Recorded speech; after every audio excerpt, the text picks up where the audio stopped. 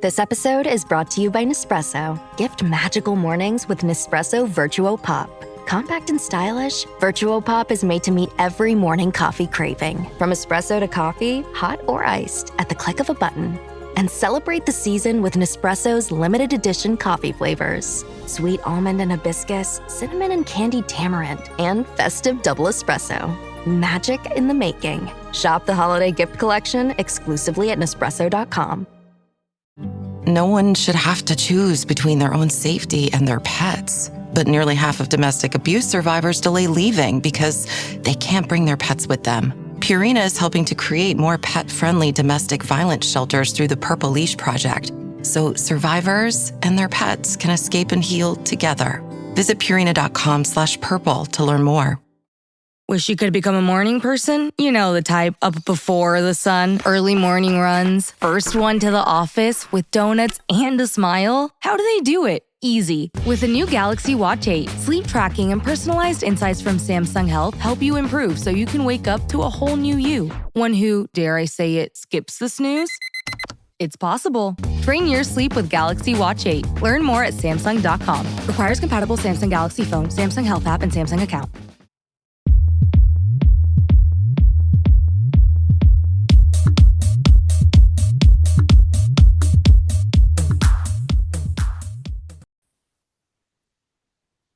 Hello and welcome to this week's edition of the Saucepans and Sideset podcast. Joining me, Big M, as always, the one and only Mr. HG Rugby, Huw Griffin. Good evening, my friend. How are you? You're not rugby related. Not rugby related. So that's a bit difficult because my entire life is completely dominated by the sport. Not rugby related, I suppose. I have to say that I'm mostly fine. Okay, so let's clarify. He's been newly engaged for like 10 days and he's just fine. Okay. That's we were looking his priorities straight. We started looking at a bit more serious things now. We've been looking at venues. Ooh. We haven't been to see Market any. You've been to see that? Come on. Well, no, we've ruled out West Wales, unfortunately, due to how far it is away from the family. Of course, if we wanted to have it somewhere really far away, we could have it in Llandovry, which is 3 hours drive from everywhere. That's fine. But no, we're having it in England, unfortunately. And it turns out that me and the missus have got very different tastes in wedding venues. So there's going to have to be a compromise here. But one thing I will say is something that's annoying me a bit is how many wedding venues they do pictures of of the weddings, and they've got that much decor and decoration up that you can't actually see what the actual venue looks like. It's got like the picture where they've got like actual trees inside the room. And you're like, trees, all right. What does the actual room look like? How big is it? It's safe to say that the venues you were looking at are severely out of the price range I was looking at when I got married. Geez, trees inside the venue. What's going on? Like, oh boy, that was a nice distraction. But we've been on air. We've been live for 2 minutes. So yeah, let's start with it. So, Scarlets. Friendly against Harlequins. Yes, friendly against Harlequins. Week before Glasgow. Get your tickets from Wednesday at 11 o'clock, I believe. Yeah, something like that. It's on the Scarlets Twitter. They're very good at all the sharing and tell us when things are now. Happy days. I know, Harlequins fans, I should correctly say. They got battered by Exeter on the weekend. That was a nice segue. Like I said, it's easy to beat, is what you telling us. Obviously, the season ticket holders get this game for free. So there's going to be expected a good crowd from the lot turning out. So kind of need to represent you. So London-based Scarlets, anyone who can get there, support the boys. It should be a fairly full-strength squad, similar to the one that will play against Glasgow at the Park the following week. I know it's a Friday night, so it might bugger a few people. But knowing us, it'll be Carmarthen Quins in red jumpers. Well, let's be honest, they're doing better than the Scarlets right now, and they hold a victory over the Scarlets this season. Don't forget that. That's true. That's true. They literally played each other, and Quins won. So it might have been 40 minutes, but it still counts. Oh, I got a smile on my face. You put it on Quins, yay! Okay. Back to it now. yeah, we're not doing too good, are we? Honestly, there weren't many bright patches in that game, but I honestly thought, when that penalty try was given, that yellow card awarded, it's like 3 points off. Surely we're gonna do this now. Surely we're gonna just, nice exit, just play nice and safe and just, go down the other end of the field and score another try and win the game. I honestly thought that was how it was going to finish. So I hope it gets you. Yeah, like you, when we got the penalty try, and I was a little bit annoyed that the only try that we'd scored in 2 games was a penalty try. I wasn't happy about that, but we scored another one afterwards, so that's okay. That's okay, I guess. Exactly the same. I thought, boys, we're winning this, and then we very much did not, in what I would call deeply embarrassing circumstances. It was very embarrassing. I mean, we've given away some soft tries already this season, and this is something that actually got me a day ago, like yesterday. Someone put up all the tries conceded stats. I was looking at it. Oh, we've only conceded 13. We're in the top 8, and then it dawned on me, shit, we've played 1 game less. It's like, Christ, this isn't going well. I was going to say, oh, defense isn't doing. It's shocking. Oh, Christ. No, yeah, it is. It is our hope that kills you, as the Dragons know too well, and we've heard too many times from their videos and So posts. I don't want to come out here and say that 1 to 15 everybody was terrible, because that's not what happened. No. So No. Jared Taylor, I thought, had his best game in Scarlet to date.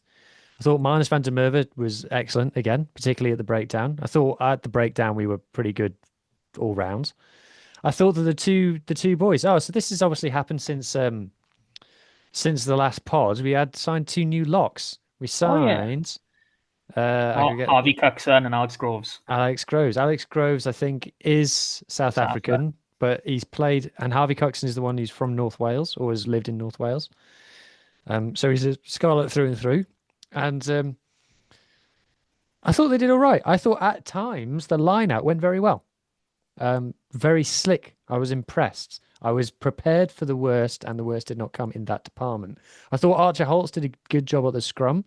Obviously, when Henry Thomas came on, that stopped being good. So more questions over his fitness have to be asked. I thought that Archie Hughes put himself about in defence, especially.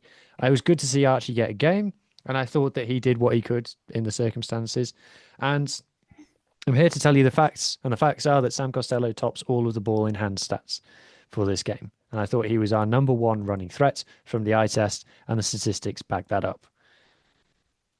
Ironically, Mark, for the Scarlets playing against a South African team, the pack wasn't really the problem.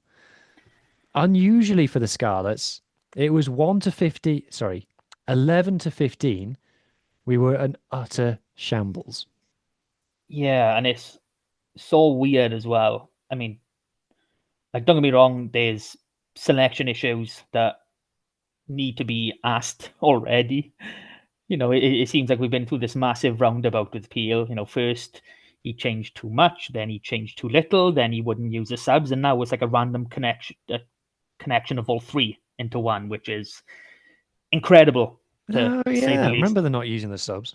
That was weird, wasn't it? But it's kind of happened again, but with Archie. But it's this time he's on for like 77 minutes. It's like, oh, I trust you now. You spent a season, being treated like, you shit on my shoe, and now you can have a few games. Now you can have some minutes when I decide. But no, yeah, like, I saw Johnny Williams and Max Page, and like, yes, we have had that combination last season, but initially it was a bit of a concern. We know Max's biggest work on as a 13 is his defense, and I thought that the Lions were gonna, start exposing that. I kind of understood why they switched Blair Murray to wing for, I'm guessing, that aspect, because he is a great defender in those wide channels. Don't understand your Nicholas at 15. That's not the point. But yeah, going forward, you think we've got all this potent attack. I mean, we've got 3 players with genuine top end pace in Page, Murray, and me. we've also got Johnny Williams that, let's be honest, he runs through brick walls for us. He really does, time and time again. His pullback passes, I think they need to go in the store cupboard and be forgot about for a little bit. Has one gone to hands yet this season? Now, they're not, I'm not saying they're all his fault. I think Johan Nicholas overran one, but I'm watching it like, stop doing this now. Please, this isn't work. Please stop now. Thank you. Yeah, I'm total agreement on that one. But we've got so much pace, and it was really confounded for me by one point when I think me took a return ball. He started running it back. He ran around, sort of ran into the outside defender, passed the ball to Page, who's outside him. And Page was just like standing there, and the ball sort of just bounced off him and went forward. It was like, wake up. Like, I'm not having to go at the kid specifically here. I really don't mean to now. But in that moment, you're thinking, their defense is obviously a bit out of sorts. Obviously, this on kick return. And you're out wide, and you've only got covering players coming across. Your Max Page, the pace you've got and what you've shown us last season, that's heaven. You're like, that. If you give me that, I would mop it up all day if I can. But it just didn't happen. I have no idea why. And this is the thing now, isn't it, Mark? Because we've seen all these players be better than this very well, reasonably recently. We've seen you all be, particularly the backs, go out there with a plan, look like you and no one would do. And by the time we got to the end of last season, they all looked like they were enjoying playing with each other as well. Yeah. And yet again, with the Scarlets under Dwayne Peel, we're asking what has gone on over the offseason to make all of the good things disappear. Like last season was the only season that we've had under Peel where it was a consistent level of performance mostly throughout the season. For every season else, it's either been a good start and then a collapse, or then a really, really bad start and a recovery. And this season looked like it's going to be the latter. And it's kind of like, how do we forget? Because again, the people are asking on social media, like, how does it look this bad? How have we gone backwards so much? Because that's what's happened, is we've gone backwards. And that's why the question's got to be asked of the players. We'll talk about the coaches, but the question's got to be asked of the players, like, have you just forgotten all of the good stuff that you were doing in game terms 5 games ago? Yeah, I'm kind of wondering a bit as if when they're doing their preseason dinner analysis and they go in block by block, they've obviously come out. This obviously the Connacht game was outside, but we'll include that anyway. So this block of 5 games last season, we took 6 league points from it. Any improvement on that will be great, and the boys have just gone in too complacent, too relaxed, and shit's hit the fan basically. I hope that isn't the case, but it seems like something that could switch your mind off, especially as someone in that situation. If you're told, you know what, when winning a couple of bonus points from 5 games, we've played all these teams, we arguably should have won, 1, 2, 3, maybe 4. Possibly, we should have won 3 of these last season, possibly 4. The Stormers one is a possibility, I'm going to say. I can't quite remember how the game actually went. And I think that may or may not have had negative effect if it has indeed happened. Like, obviously, this is just pure, what's it called? I can't even think. My brain. Speculation. That's the one. Nothing accurate coming from me, as always. But yeah, I just can't understand why they're not even playing even half decent then, let's say, because we know they can gel together. We know they can. We know we have issues with our squad depth and certain players. We're thinking, are you really, like the squad players, should you be in these URC games when, we're not in these international breaks, when we're not missing those players? But, we are where we are. I'm lost for words on what to think. I was so positive coming into the season, thinking, okay, 2 years under the same coaching team, we saw great improvement, more or less the same this season. They brought in Bradley Davis as a contact coach. That's working out so far. If he's on a full assistant salary, then we've obviously chosen wrong then, because we've been missing that extra, either probably attack or defense, whichever way you want to flip a coin on it. since since Flanagan left a few years ago, isn't it? Or was it Blackett first? I can't Blackett, remember I which way think, round. was the one who came in. Flanagan went, Blackett came in, and we've never Yeah. properly replaced. So Blackett is obviously England attack coach now. I think for me, there's the thing that sticks with me in this game is things that you don't expect to be a problem being a problem, such as the back three. I thought the back three were terrible in this game. I'm just going to call, we've sung the praises of these players many a time, and obviously they've all gotten lots of accolades in the last 12 months. So this isn't about, on a personal level. I'm just saying in this game, I thought all of them had a bad game. I think Blair was probably the least bad. I think we see why people want to play him at fullback because he gets the ball in his hands more and he can create things. Whereas wingers, it's the same with all wingers. They can sometimes fade out of games because the ball doesn't get to them. I thought all three of them were really bad in the air. And, Ellis, this is something that I've said several times. This is his biggest work on. It's like, no, work on it now, please. Like it needs to be fixed. You can't be this tall and get beaten this easily in the air. The Lions absolutely dominated us in the aerial competition, and that was really hard to watch. Really hard to watch. I was got to be honest, mate. I thought that Huw and Nicholas had an incredibly negative game. I thought it was really, I think he was really poor, and didn't show himself in the best light at all. And there was one particularly high ball where he was coming onto it. The Lions player's like chasing the ball, and he's coming onto it. He's got the opportunity to jump, dominate forwards, catch it, and come down. He kind of half jumps, doesn't really go forward, and the Lions player catches it without even getting off the ground on full tilt. And I'm watching like, how does that even physically happen? It's just, it was extremely tough to watch, and yeah, it was to be staring down the barrel of playing 2 games without scoring a try, and then the first try that we do score is a penalty try. I was like, this is not acceptable. This is not acceptable. And we ended up getting the try right in the end of 77 minutes. But exactly as you say, mate, when we get the penalty try, 14 men in the games within a score, you expect To win. a good team to go on and be able to get the result from that scenario. But to not only not get the score, but to give them 2, shambles. And Huw's turned into a horse. Nay. But no, last week I called for Tommy Lewis to, play in this game. Our back three have been showing these frailties already. Obviously, Tommy Rodge was injured, for this game, so it would have been me starting. But obviously, if we even look at Thursday night, Jack Davis has been crying out for an opportunity. Tommy Lewis, the exact same. And you just left there thinking, like, don't get me wrong, don't think about the result from Thursday night if you know where, pre-red, they were brilliant. They done everything that was asked of them, even more in a lot of occasions. I'm scratching my head thinking, who is the back three replacement we've got down there in case one of them does take a knock. The only person I can think of is Owen Jones, and he hasn't played at all for us. So I'm just left here scratching my head going, we know this is an issue.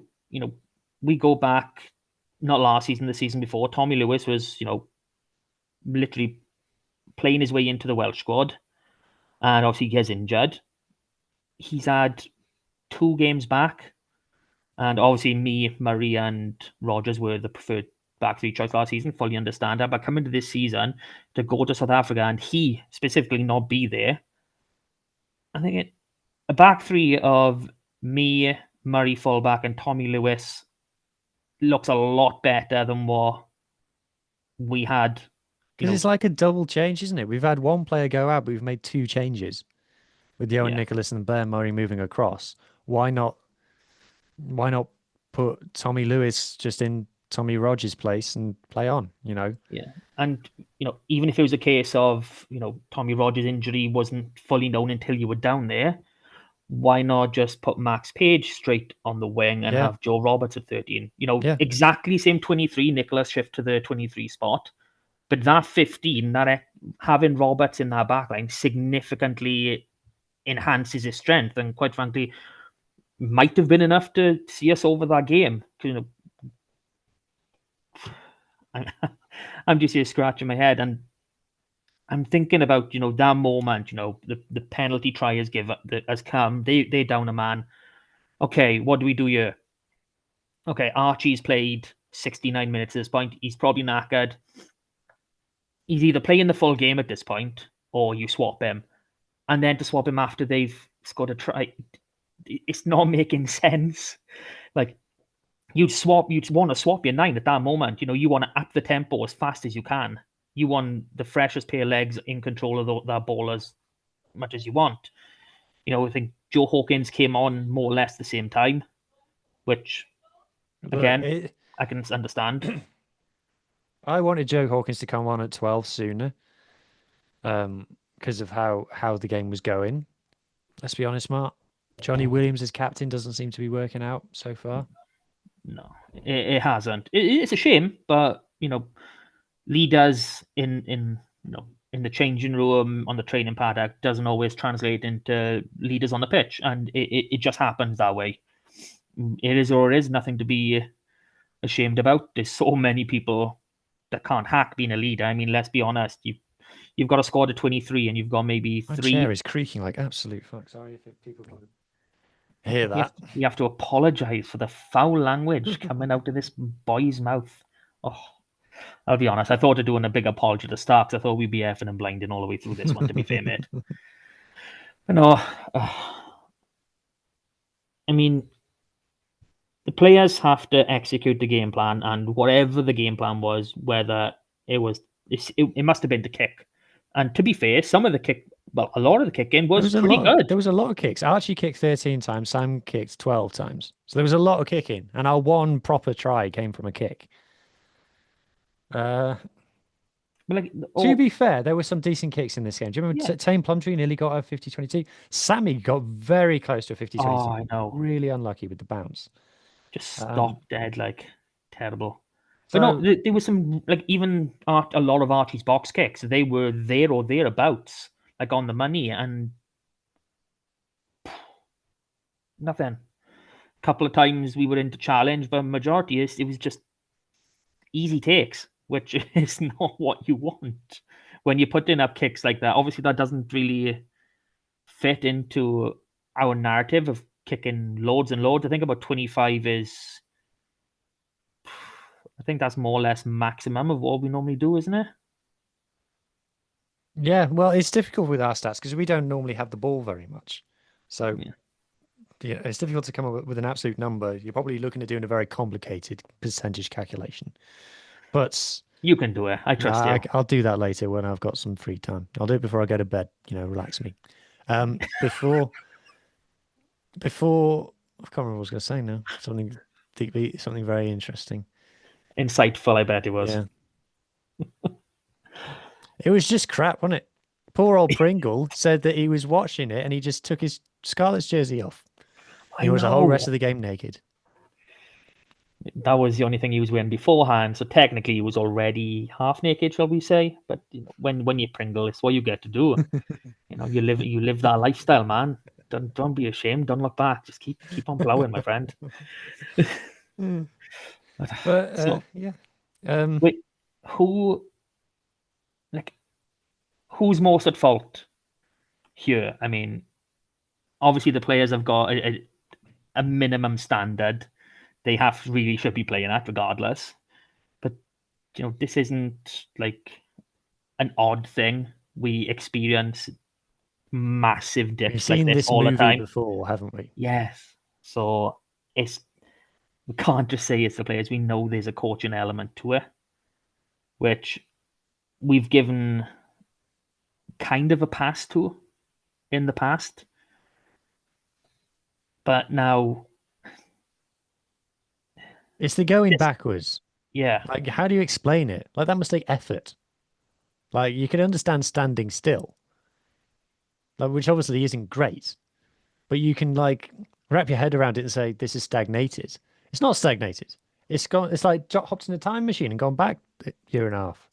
You've just gone upstream. Like, you're basically a salmon. Like, what's going on? Yeah, you're basically a salmon. And guess what? We've been eaten by the grizzly bear. And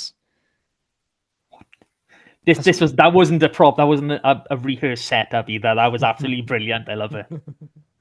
um, it's bad, isn't it, Mark? It's not good. It- And that's the thing. When it's the same players and the same coaches and they suddenly get all worse at the same time. And I was going through it, like, I know that there's changes. This is the thing. Yes, there's changes in the pack. And we know we've got the pack struggles, which everyone predicted at the start of the season, saying we're going to have an injury crisis in that second row. And okay, it only took 2 games or 1 game, but it happened. But the pack wasn't the problem in this game.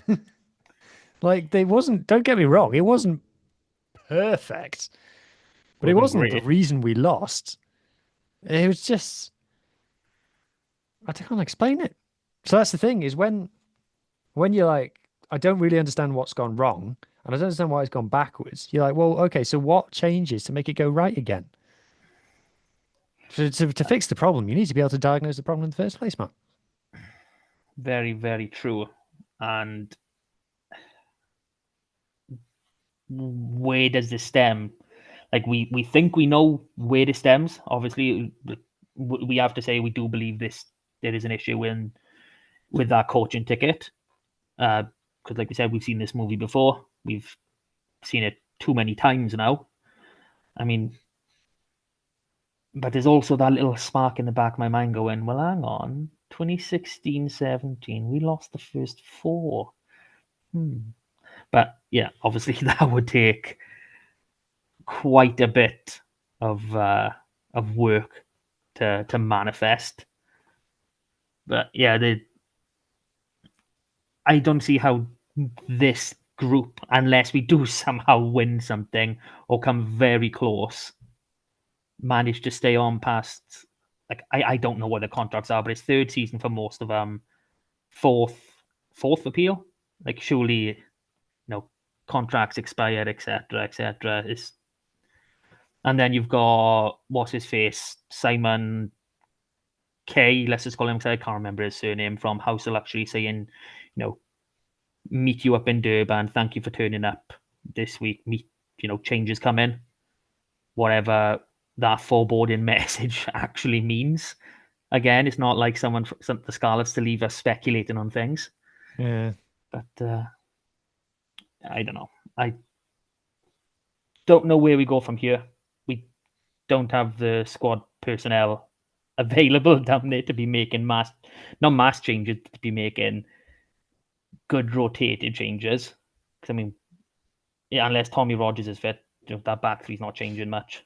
It's like they Things like circled that. the game before the season and were like, in this game, we'll rotate. Yeah. Which is great. But when you've just been nilled at home, maybe just get the W, boys. Well, it's not even just that. If you're thinking, okay, we need to manage certain boys' minutes. Okay, you're about to travel to South Africa. You go, okay, Johnny really hasn't hit his strides. Maybe not going back into the Wales squad. Okay, we can keep playing him, but Joe looks like he's going to be the only real 13 there. So we need to manage his minutes. Okay, so we'll give him a week off here first, and then we'll get him against the Sharks. They're really good. No, play him against a team you can win against. Lions is Sharks aren't great either, to be fair. Yeah, even though the Sharks aren't great, like you say, they still stacked with box. Like they done all last season. They are, Christ, I think we're probably joint worst coach team in the league. They've got those individual players, like we do have them as well, but not in as abundance, and most of theirs in the bloody pack to just win games out of nothing. We go as strong as possible against the Lions. We should be winning this game. There's no reason we shouldn't be winning this game. And yeah, I'm just banging my head. And even though I'm still thinking, okay, we're only minus 5 points on last season, you want to be up. We only got into the playoffs by 1 point. Exactly. Like, don't get me wrong, we could still finish the season in front of where we ended last year, but it's hard to see right now. It's really hard unless there's a seismic change, whether that happens this week against the Sharks or against Harlequins. I really don't know. But yeah, I don't know much more I can say. I don't even know what to do for us right now. I don't have a spare couple mil to just go, you know what, just go away. We'll just bring in some random world class coaching team. Or even not, just even very, very good coaching team. I'll take very Mad good. thing. Go on then. We still scored the second most points of any Welsh region this weekend. 18. Yeah. Dragon 17. Cardiff 24. Oh shit, what was their score? They were 17 as well. 17 as well, was they? Okay. Yep. Ah well. There we go. So we're second highest Welsh club scoring, team scoring, whatever you want to call it. Okay. I am now deeply depressed. Can we talk about something positive? If you can think of one. Community. Yay. Go for it. Yeah. Yeah. Yes. Come on.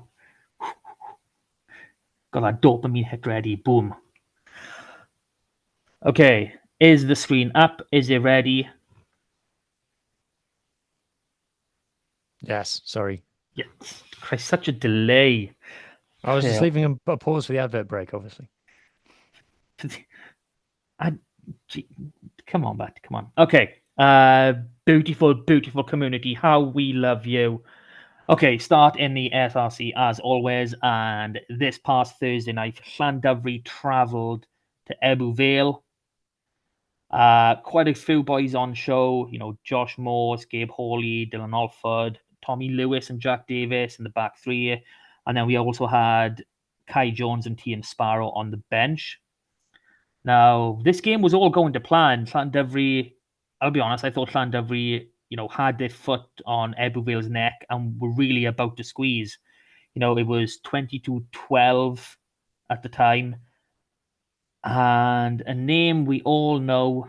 I mean, we loved him at the time, probably not so much right now.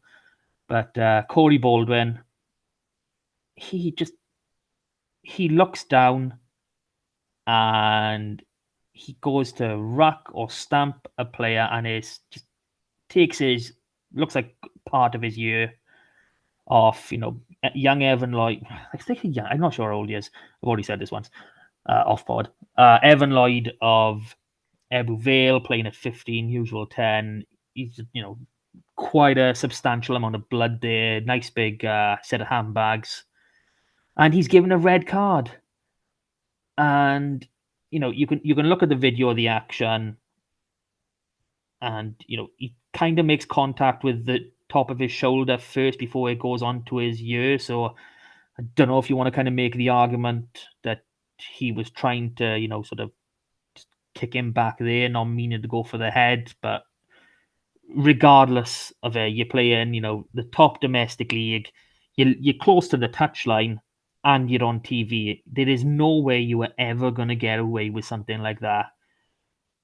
How stupid can you be? And it was just a flick of a switch. From that point, Ebbw Vale, boom, they would just turned up. They're like, yeah, okay, we got this game. This is ours now. And they ended up finishing the game 40-22 winners, which is really hard because that's a 6-point win in the SRC, and it was very much looking like it could have been 6 points the other way. So there's a 12-point swing, and that is really massive, even at this early stage of the season where Ebbw and Drovers are the pace setters. Nice for Tian Sparrow to get on the score sheet, that final try for the Drovers. Good to see. Good to see. Tommy Lewis also getting a tidy try in there. Mm-hmm. One little concern is, how we don't have many fit second rows? Well, I'm aware of the situation, yes.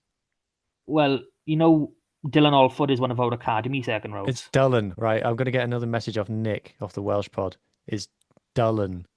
He's a Dullen, is he? Yeah. Until I hear it from the horse's mouth from Mr. Alford himself, I'll go Dylan. because I've got a brother-in-law All right, called Nick, Dylan. don't Spelled the message same. me, message Mark. Yeah, I've tried. message me.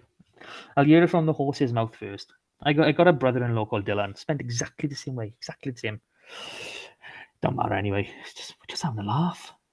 But no, obviously, he took what appeared to be quite a bad knock. Like, I don't know. It seemed like his head was, he didn't seem right, and obviously he went off the pitch quite early in the first half, if I'm remembering correctly. That's when Tian came on, bit of a switcheroo in that back five in the pack, and it is what it is. So yeah, so of our 8 second rows that we had on the books pre-season, 7 are now on the injury list until we hear something this week. So yay, and we'll get on to number 8 in a little bit because he had a game. Okay, other game was on the Saturday. We had Carmarthen Quins hosting Newport. Newport were 0-4 in the league. They hadn't gone 0-5 in like 30 years. Tune into the SRC pod to hear more. And we had Carwyn Legger Jones making his first start at 10. It's not fair, for Mark. Quins. What? You can't just play Carwyn Leggett Jones. It's not fair. Well, somebody's got to, and someone's got to go up against them. So, the All Blacks are looking for a new 10. Maybe you can go and live down there for a few years. I wouldn't be surprised if they've been in touch. I'm sure he's got some roots somewhere. We also had Thomas Williams, good pacey wing, another first-year academy. Looks pretty good, fair play to him. Gabriel McDonald. Then we had Isaac Young and Ellis Price on the bench. Looked as though it was going to be a foregone conclusion. Quinn's racing into, I want to say it was a 21... No, I think it was 14-0 lead. Went to 14-7 to half-time, 21-7 in the second half. Cruising. I think made some changes then. There was a bit of a wind. We'll come on to that in a minute. And Newport sort of fought their way back into it. It was something like 91 minutes had been played and Newport crossed to go 26-21 up. And then 96 minutes and young Thomas Williams. How did it get to 96 minutes? There were some really bad injuries in this game. Shout out to James Noonian. Very serious leg injury. He was taken to have scans on his leg. There was quite a few long stoppages. Like 3 Newport boys were down at one point. Apparently, needing blood treatment. So did they not stop the clock? Are they doing extra time? There's no. It's just how the clock runs. There, people do their own clock. Okay. As in, there's no comm system between the ref and the people on the sideline. So we just have to go by what we go by, essentially. So yeah, so you are talking late in the game anyway. But yeah, young Thomas Williams goes into the corner. Nice little try, good finish for him, fair play. And Ellis Price steps up with a conversion that was given. And I think that's all we need to say. The referee says that it went over. No more discussion to be had.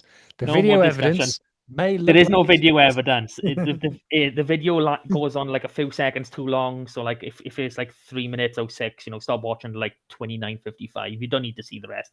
As soon as you see Thomas go in the corner, just turn it off. Is it a fisheye lens? It was, Matt. That's what it was on the camera. It's a fisheye lens. It makes it look like the conversion missed.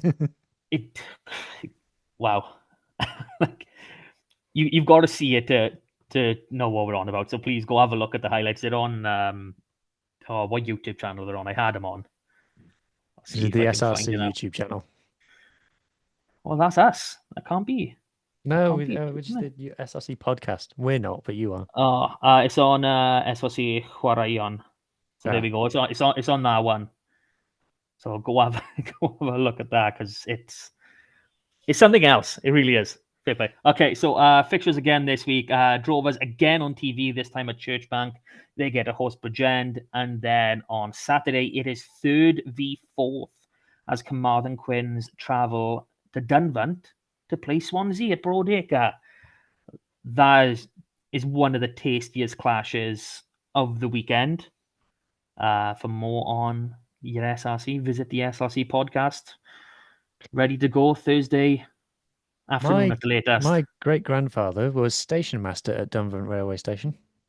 Pretty sure we've had this story before, but yes, I'm aware he was station master at Dunvant. Good. Okay, so we drop down into the so-called amateur leagues, and we've got some results, and then it's Cup Week. So boom. So Premiership, Bather against Llanelli Wanderers. Wanderers unlucky 33-26 losers on this one, but Griff Watkins, hell of a name for the centre, as you've aptly pointed out. Two Tested tries in this greatness. game, and How I many? believe 2 tries. Ooh. 2 tries, and I believe young Sam Williams, our final second row, might have got a try himself. So well done, boys. Well done. Keep it up. Then Narberth with a win over Cardiff Met, 36-15 at home. Beautiful. Really good win. Solid for them, to be fair. In the cup, it's just Wanderers left, and they get to host Ystrad Ronda at Strady Park. This is a big, big test. I'm hoping for the best. I'm pulling for Wanderers to do it. As long as they keep Griff Watkins and Sam Williams, I'm sure they'll do it. Sure they will. Down in Championship West, Steph Jack Jones. You carry on talking. I'm just going to go fill my water bottle. See if we can get back before you talk about the Emlyn. Oh, okay, so Steph and Jack Jones, Aberystwyth, 17-27 losers at home to Bonamine. Very unfortunate but Keanu Evans at Ammanford travelled to Glenheath and they picked up the victory, 26-14.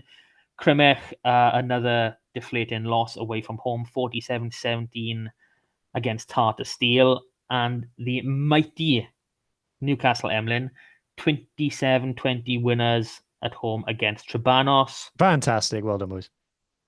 Well done. So the cup in championship, it's too many different words. Why can't I just have cup, plate and bowl again? So easy. Okay, championship cup. Aberystwyth get to welcome Bridgend Athletic. Ammanford are travelling to Gowerton. And there's a bit of a rap podcast derby by here. Because obviously the Saucepans, Newcastle Emlyn are going up against Dragons Abertillery. I'm sure someone from either Rap or the Dragons pod is an Abertillery boy, so this has all the makings of an instant classic, I am sure. Into One West now. Vellenvold 57-17 winners against Lampeter. Buddy Port going away 35-29 winners at Hendy. Temby 47-0 away to Kidwelly. That's no easy feat. That is no easy feat. Trust me on that one. St. Clair's 44-22 losers away to Swansea Uplands, and Lang going down 26-12 away to Wynalaith. Division 1 Cup, St. Clair's are travelling to Blackwood. Buryport hosting Dowlais. Kidwelly against Hendy. It's a nice one. Lampeter at home to Llangefni, and Temby have to make the arduous travel up to Wrexham. That's going to be a hard one. I hope they're well compensated by the WIU. I shouldn't say by the club, should I? Into 2 West, Aberaeron 47-26 winners at home against Pencloud. Carmarthen Athletic winning 54-12 away to Betters. Ponta Delice 24-22 away winners against Fishguard. To Christ 33-23 at home to Nancaredig.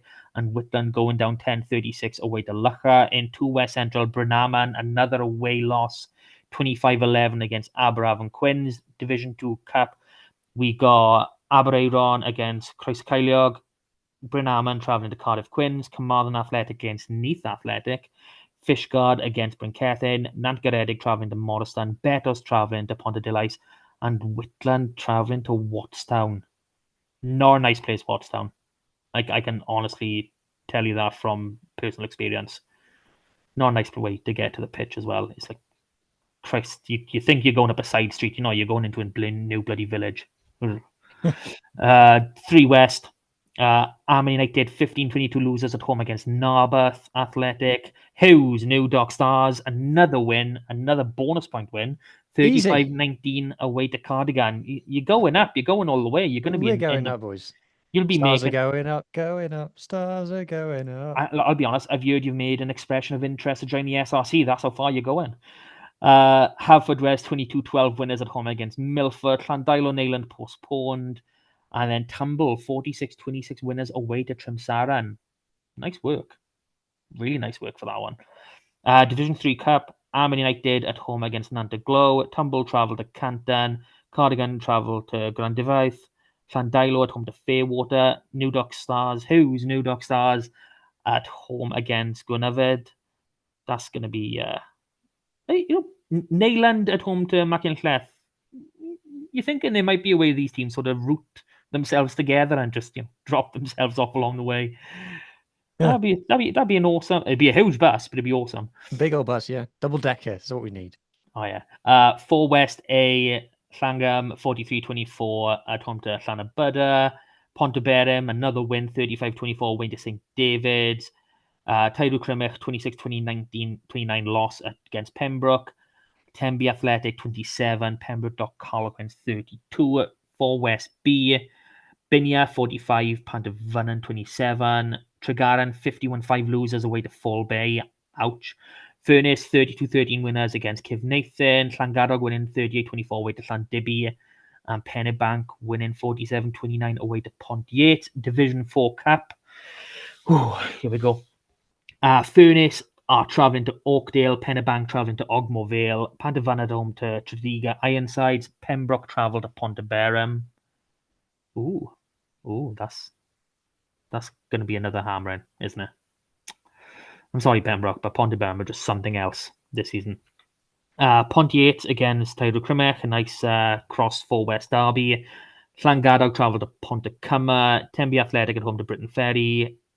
Newcastle Emlyn Dragiau travelling to Tregaron, another one of them 4 West derbies, and Cefneithin at home away, to Whitehead. I thought it was Whiteheads. One of the two, it is. No league games for the women this past weekend. Go back up. So fixtures in the championship for the ladies. We got Haverfordwest against Gwynedd, Lampeter travelling to Llantwood Vardra, and Whitland at home against Old Penarthians. Should be I believe is a full round of fixtures for everyone next week, which we hope it is. We go to see the young boys now, and in the Dewar Shield West, Llanelli 33-24 away to Carmarthen, and Ceredigion 27 all with Swansea West. We're coming into the final end now, so 2 sets of games to really tell you about by year. So Mynydd Mawr are hosting Carmarthen this Friday night, and then back again. Have I done that the wrong way around? There's no way they're playing Carmarthen twice. I've got them wrong. I'm sure I got them wrong way around. I'll get them right later. But Mynydd Mawr are again in action next Monday. So when we're recording, when we're talking about it, we might get some results through to share with you then. But if not, Mynydd Mawr are at home next Monday as well as this Friday. Llanelli are also home this coming Monday. I will need to double check who's playing who, because there's no way Mynydd Mawr are playing Carmarthen twice. That makes no sense. It's impossible. I've got to have messed them up. But down in Bowl West, Pembrokeshire, 4 out of 5 games, they had done everything they needed to up until this point. All they had to do was get the W.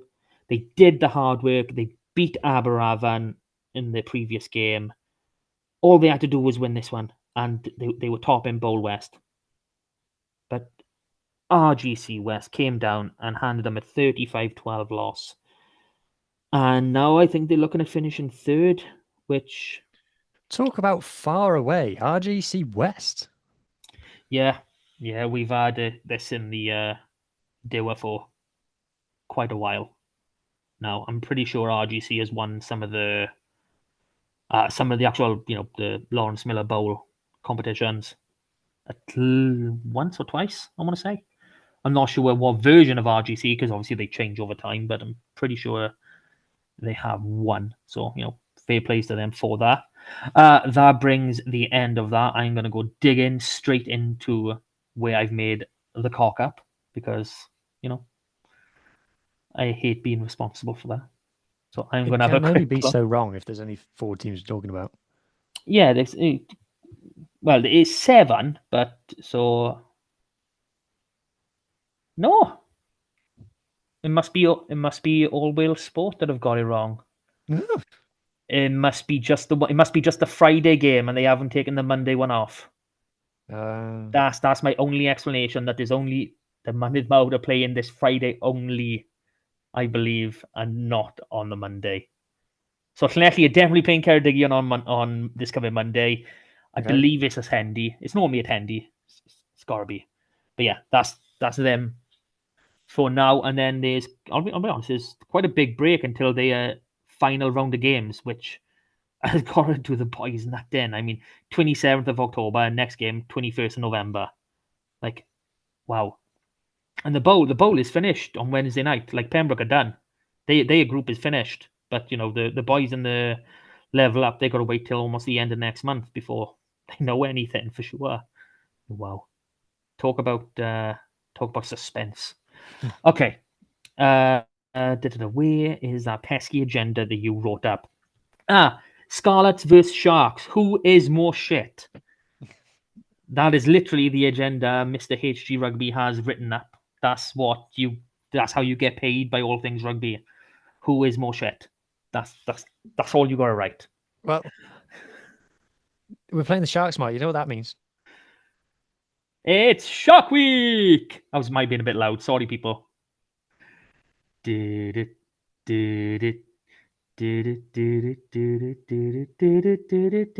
is taking too long now. Baby shark doo doo. Ho, hey, baby shark doo doo doo doo doo, baby. Come on, audio listeners, switch over to video at this point. You've just got to. Oh, he looks quite mean this year. Oh, have you done something to his teeth? I've had an audio issue. The shark has had an audio issue and can't hear what you're saying. Hang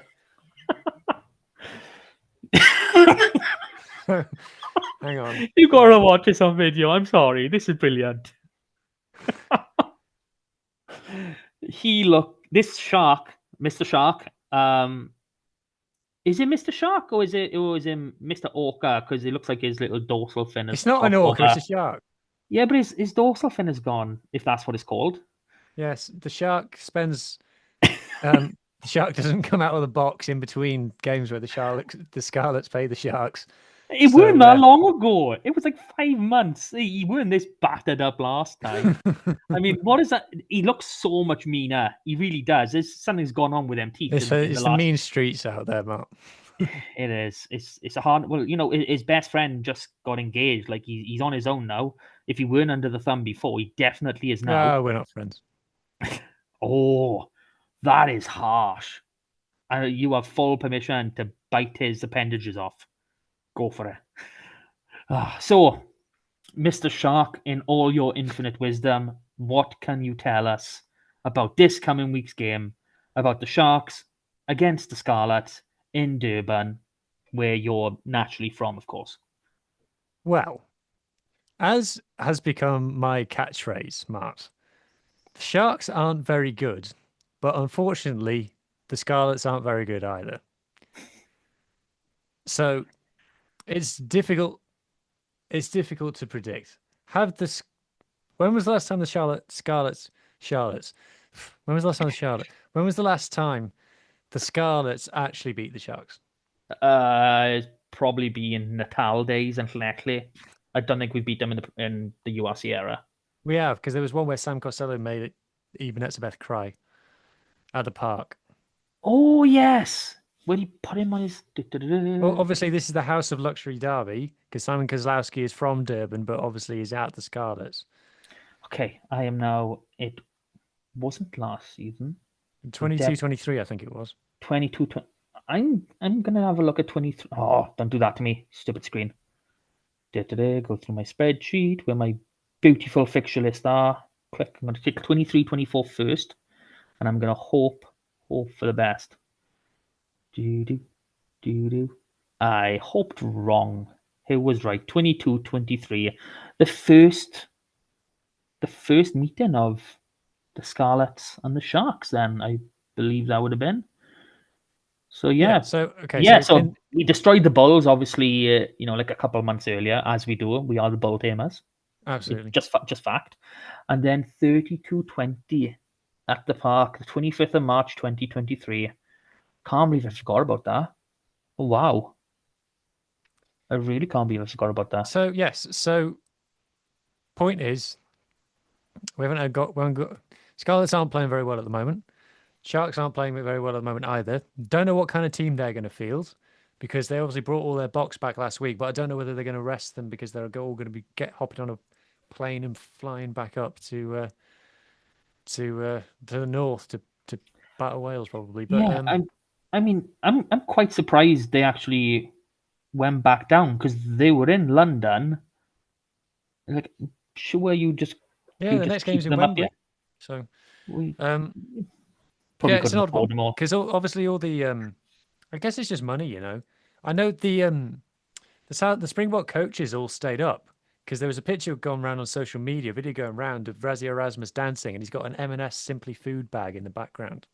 Oh, posh bugger. I know. The money that these boys must be on can I know. afford to shop at M&S. The only things I get from M&S are Percy pigs and Percy cotton pigs. caterpillars, literally, and that's if I've had a good month and I can afford to pay £2 a bag for a pack of sweets.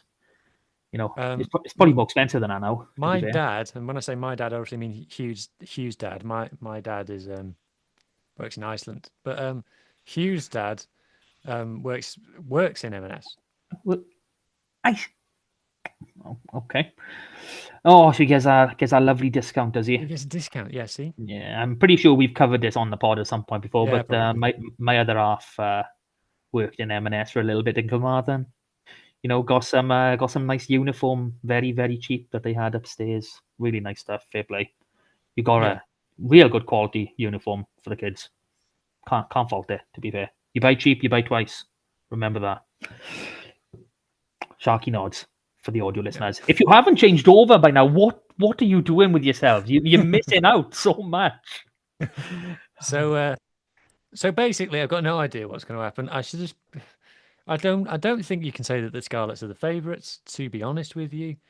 But the Sharks aren't very good either. So if the Scarlets do lose, they've lost to a bad team. Okay, so you're saying Scarlets by two, into you, Mr. Shark. Yes. How did I know? You know what? I think I went the wrong way last time. I went too positive. I moved up a score percentage. So I'll come back down. I'll go Scarlets by 7. I'll go that. I've no What reason to what do you believe they're think? gonna win. We've got no idea what the Sharks team's going to look like. But what do you think the Scarlets team should look like?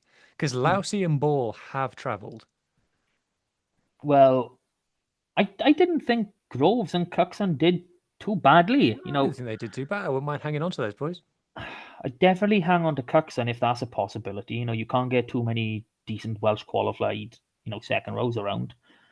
But yeah, I mean, it depends on the level of fitness of Ball and Lousy. I mean, I think Lousy is instrumental in a lot of things we do. I would pull him if they're both literally at the same level of okay, one of them's going to start, we're going to put the other one on the bench. I'd start Lousy every day of the week. Really, really would. I mean, we don't really have a great deal of choice, unfortunately. So, I mean, Henry Thomas is struggling for whatever reason. We've only had one bench appearance from Harry O'Connor's, competitive appearance since his return from injury. So no, I wouldn't be against swapping those two on the bench. Yeah. Archer Holtz, that front row stays the same. I don't think Matthias. Well, Matthias must have travelled because obviously Josh Morse was playing with the Drovers, and we have to have a third loose head. So unless he's somehow back in the picture, I wouldn't be changing anything in the front row. We just discussed the locks as we do.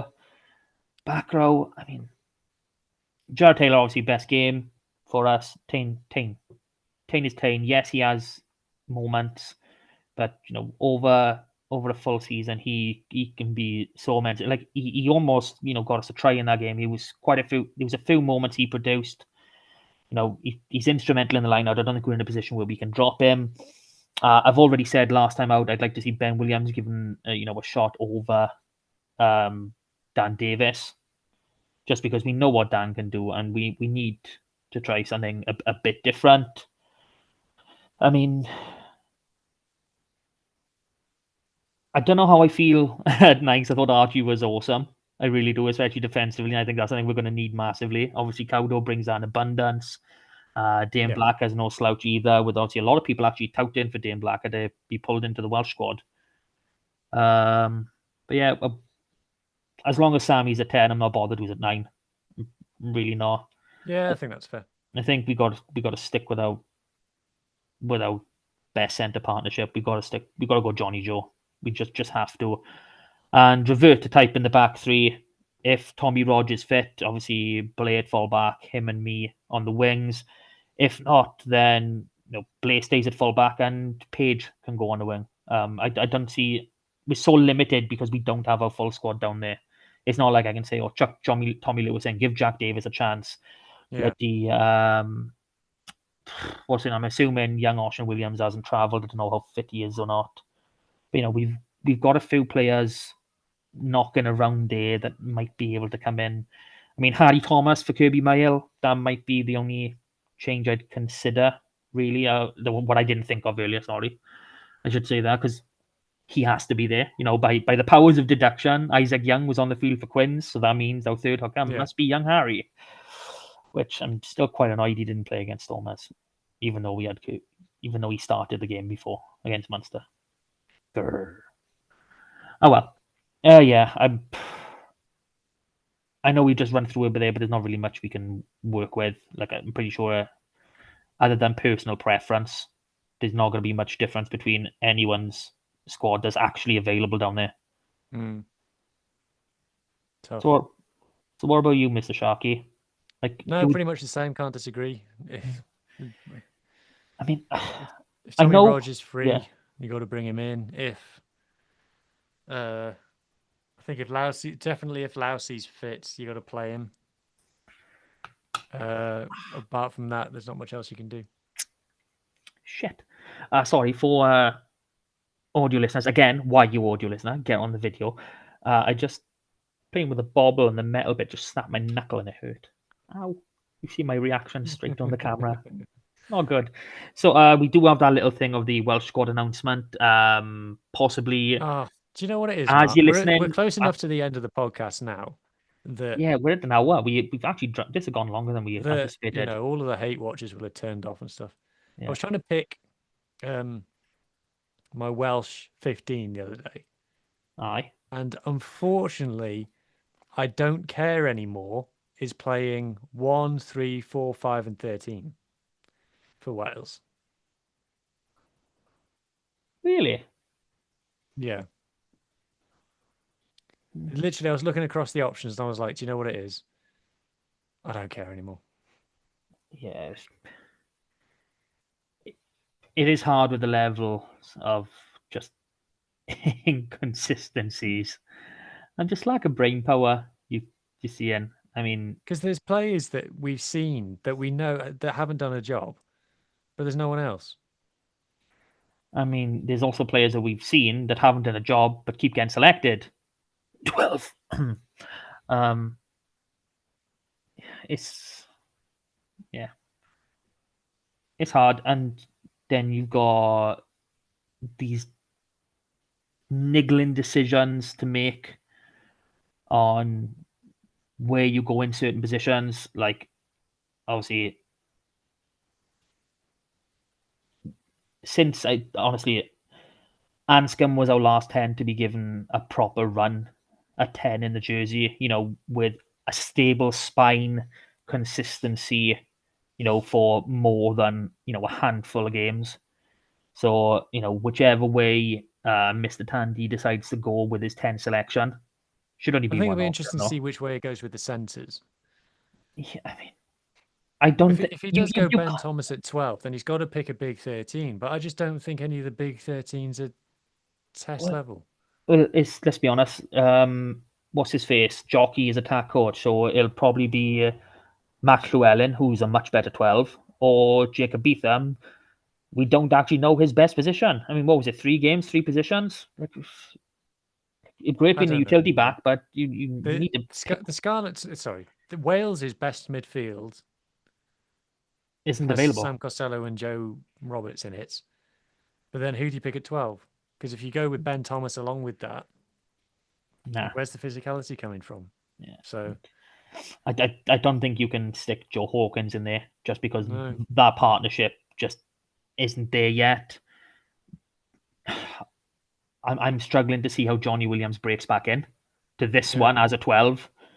I mean, if they somehow take him as a 13 again, I will be a bit shocked.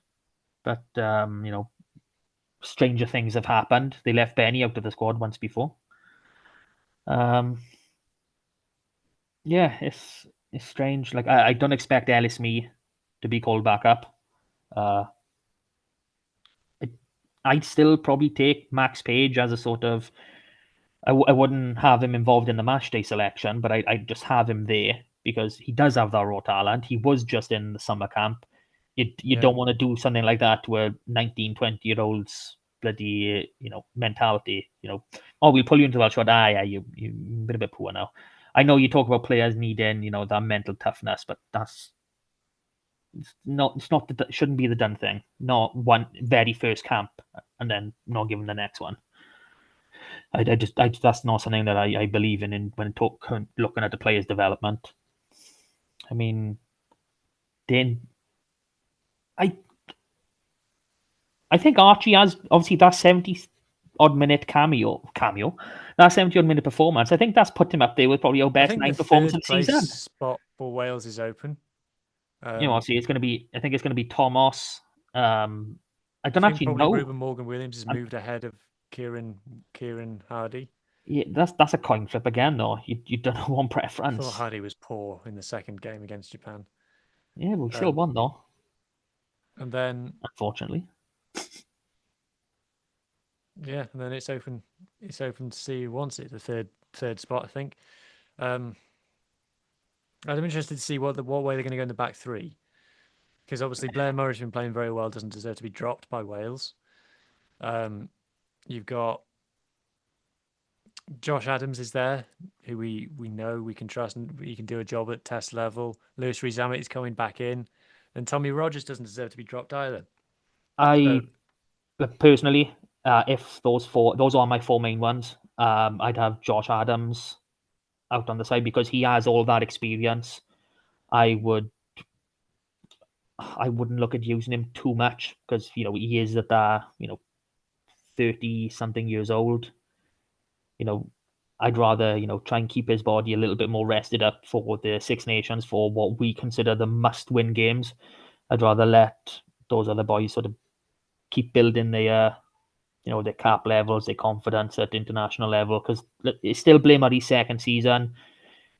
Tom Rogers' proper second full season being an international for more than one camp.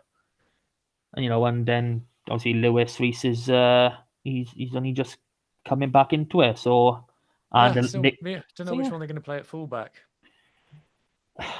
If it's not Blair, I don't see how you keep him in the squad because that showing on the weekend weren't great. But is what it is. I'm more interested to see how the back row goes because you've got players over the border. If Faletau's not capable of doing it anymore, my Wales back row is Jack Morgan, Tane Plumtree, Owen Wainwright, and it doesn't really matter who wears what jersey, to be honest. No. You probably go Jack 7, Tane 6, Wainwright 8. It doesn't really matter, to be honest. If Faletau's fit, probably start Faletau, bring Tane off the bench, I'd say. Yeah, I mean, I would think of Faletau in a similar light of Josh Adams. I'd want to think of 1 minute is he supposed to be in terms of can he do it? Yeah, he outshone Wainwright left, right, and centre, and it didn't look like he was trying. That's the thing with Faletau; he never looks like he's trying, and he just plays so well. It's wrong that you can just look like you're so nonchalant and not bothered and just be that good. It is purely wrong. But yeah, Yeah, I wouldn't be surprised. I wouldn't be surprised to see Morgan Morse get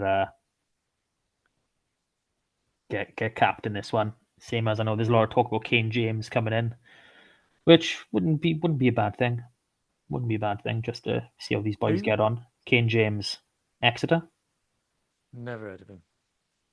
His name is Kane. His last name is James, and he plays in What? Exeter. Because he plays in England, everyone thinks he's class. Then is that another one of them? It seems like it. I can't say that I've watched enough of his games. I'm not even. I've said Exeter now. I've committed to Exeter, but you know, I'm in that position now where if it's not Exeter, I'm going to look like a fool. And again, what's new for me? You know, where do I normally get things wrong? So This yeah, isn't particularly fascinating podcasting. no, it's. I'll be honest. For some reason this has just dragged, and we're over an hour, like an hour and 9. So if you made it this far, you've obviously deeply committed to the podcast. So like, share, subscribe. Subscribing is most important, and hype. We must hype something, because if you can't hype Shark Week with Mr. Shark, then what are you going to do in life? There's nothing else to do in life. You got to really think about your next steps, what you're actually doing. Yeah. Yes. Do you have anything more to say? No. No. Does Mr. Griffin have anything more to say? He does not. He does not. Okay, well, on that note, thank you very much for listening. We will do it all again next week. Hopefully celebrate at least a better performance, if not a massive, I don't know, 49-0 win. One can dream, right? But thank you for joining. Thank you, Huw and Mr. Shark, for being with me. We'll do all again next week. Bye for now. Bye.